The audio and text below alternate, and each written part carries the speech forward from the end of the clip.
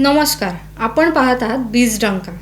आजचा आपला खास बुलेटिन आहे पैसा पुराण, जिथे आपण फक्त बातम्या सांगत नाही तर पैशामागचं खरं गणित समजून घेतो, अर्थव्यवस्थेतील मोठे बदल उलगडतो आणि त्या प्रत्येक घडामोडीचा तुमच्या खिशावर नेमका काय परिणाम होतो हे अगदी सोप्या आणि समजण्यासारख्या भाषेत स्पष्ट करतो. कारण बातमी समजून घेणं महत्त्वाचं असतंच, पण त्या बातमीमागचा पैसा आणि त्याचा आपल्या आयुष्यावर होणारा परिणाम समजून घेणं त्याहूनही अधिक महत्त्वाचं असतं. म्हणूनच आजचं हे बुलेटिन थोडं वेगळं आहे. आपण केवळ घडामोडी पाहणार नाही तर त्या घडामोडींमागचं संपूर्ण चित्र समजून घेणार आहोत. चला तर मग सुरुवात करूया आजच्या पहिल्या आणि अत्यंत महत्त्वाच्या बातमीपासून. सुमारे 7 वर्षांच्या खंडानंतर भारतामध्ये पुन्हा एकदा इराणी कच्च्या तेलाची आयात सुरू झाली आहे. ही केवळ एक सामान्य बातमी नाही, तर भारताच्या ऊर्जा धोरणात आणि जागतिक संबंधांमध्ये मोठा बदल घडवणारी घटना आहे. 2019 अमेरिकेने इराणवर कठोर आर्थिक निर्बंध लादले.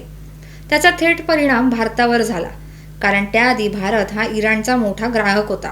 भारताच्या एकूण कच्च्या तेलाच्या आयातीत इराणचा वाटा 11 ते 12% होता. इराणी तेल हे स्वस्त, दर्जेदार आणि भारतीय रिफायनरींसाठी तांत्रिकदृष्ट्या योग्य मानलं जात होतं. त्यामुळे भारताला मोठा फायदा होत होता. पण निर्बंधांनंतर भारताला अचानक पर्यायी स्रोतांकडे वळावं लागलं. सौदी अरेबिया, इराक, अमेरिका आणि रशिया यांच्याकडून तेल आयात वाढवावी लागली. मात्र या बदलामुळे आयात खर्च वाढला आणि भारताच्या ऊर्जा धोरणावर दबाव निर्माण झाला. आता 7 वर्षांनंतर परिस्थितीत बदल होताना दिसतोय. फेलिसिटी आणि जया नावाचे 2 सुपर टँकर्स भारतात दाखल झाले. फेलिसिटी हे जहाज गुजरातमधील सिक्का किनाऱ्याजवळ पोचलं असून त्यामध्ये सुमारे 20 लाख बॅरल कच्चं तेल आहे. तर जया हे जहाज ओडिशातील पारादीप बंदरात आलं असून त्यातही जवळपास तेवढ्याच प्रमाणात तेल आहे. हे दोन्ही टँकर्स केवळ तेल घेऊन आलेले नाहीत, तर भारत इराण संबंधांमध्ये पुन्हा एकदा ऊब येण्याची शक्यता घेऊन आलेले. हे तेल इराणमधील खार्ग आयलंडवरून मार्च महिन्यात लोड करण्यात आलं होतं. म्हणजेच ही प्रक्रिया आधीपासूनच सुरू होती आणि योग्य वेळेची वाट पाहिली जात होती. या घडामोडीमागचं मुख्य कारण म्हणजे अमेरिकेने दिलेली तात्पुरती सूट. सुमारे 30 दिवसांसाठी काही निर्बंध शिथिल करण्यात आले.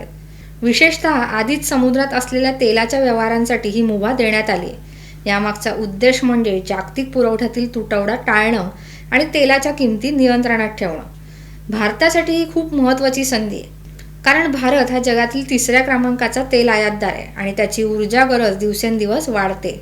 अशा परिस्थितीत स्वस्त आणि विश्वासार्ह पुरवठा मिळवणं हे अत्यंत महत्त्वाचं ठरतं. इराणी तेल परत येण्याचा अर्थ असा आहे की भारत पुन्हा एकदा आपल्या आयात स्रोतांमध्ये विविधता आणू शकतो. म्हणजेच एका किंवा 2 देशांवर अवलंबून राहण्याचा धोका कमी होतो. ही गोष्ट दीर्घकालीन ऊर्जा सुरक्षेसाठी खूप महत्त्वाची आहे. मात्र या सगळ्यात एक मोठा प्रश्न अजूनही कायम आहे. ही सुरुवात कायम राहणार का? कारण अमेरिकेची सूट ही तात्पुरती आहे. जर पुन्हा निर्बंध कडक झाले तर हा पुरवठा पुन्हा थांबू शकतो.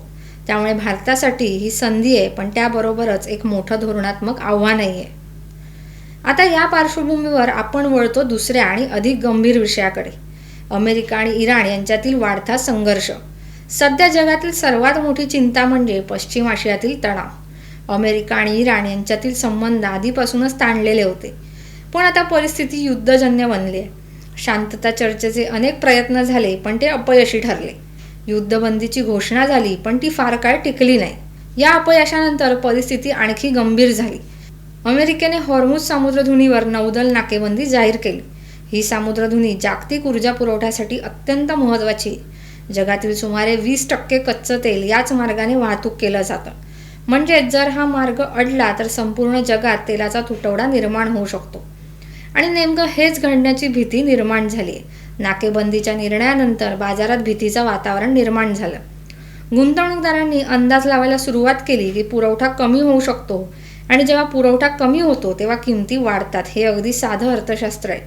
त्यामुळे ब्रेंट क्रूड आणि WTI या दोन्ही प्रमुख बेंचमार्कचे दर $100 प्रति बॅरलच्या पुढे गेले. ही वाढ केवळ आकड्यांपुरती मर्यादित नाही, तर तिचा परिणाम प्रत्येक देशाच्या अर्थव्यवस्थेवर होतो. तेल महाग झालं की सर्व काही महाग होतं. वाहतूक खर्च वाढतो, उद्योगांचा खर्च वाढतो आणि शेवटी ग्राहकाला जास्त पैसे मोजावे लागतात. म्हणजेच महागाई वाढते. भारतासारख्या देशासाठी ही परिस्थिती अधिक गंभीर आहे, कारण भारत आपल्या गरजेपैकी बहुतांश तेल हे आयात करतो. त्यामुळे तेलाच्या किमतीत वाढ झाली की त्याचा थेट परिणाम पेट्रोल डिझेलच्या दरांवर, महागाईवर आणि आर्थिक वाढीवर होतो. इराणनेही अमेरिकेच्या निर्णयावर तीव्र प्रतिक्रिया दिलेली आहे. त्यांनी स्पष्ट इशारा दिला आहे की त्यांच्या क्षेत्रात कोणतीही लष्करी कारवाई झाली तर ती युद्धबंदीचं उल्लंघन मानलं जाईल आणि त्याला जोरदार प्रत्युत्तर देखील दिलं जाईल.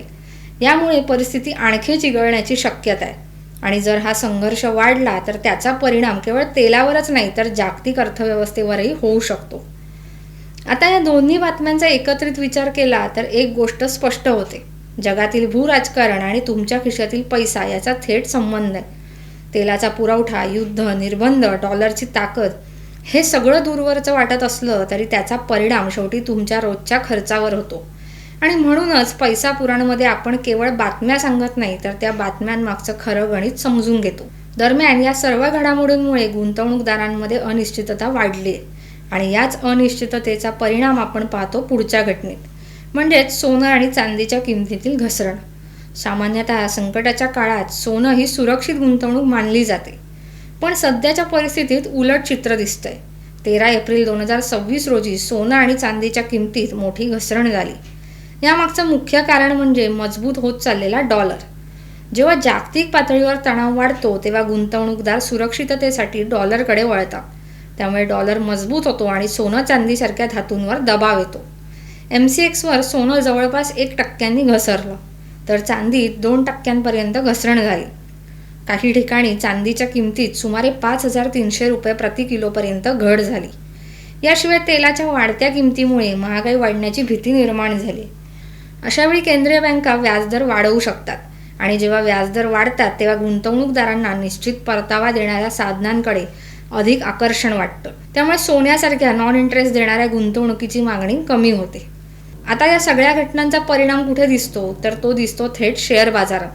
13 एप्रिल 2026 रोजी भारतीय शेअर बाजारात मोठी घसरण झाली. या दोन्ही निर्देशकांवर जागतिक घडामोडींचा स्पष्ट परिणाम दिसून आला. बाजाराची सुरुवातच निगेटिव्ह झाली आणि दिवसभर विक्रीचा दबाव कायम राहिला. सेन्सेक्स सुरुवातीलाच 1,500 अंकांनी घसरला तर निफ्टी 23,600च्या खाली गेला. ही घसरण सर्वच क्षेत्रांमध्ये दिसून आली. बँकिंग, ऑटो, मेटल आणि IT या प्रमुख क्षेत्रांमध्ये मोठी विक्री झाली. परदेशी गुंतवणूकदारांनी मोठ्या प्रमाणात पैसे काढल्यामुळे बाजारावर अधिक दबाव निर्माण झाला.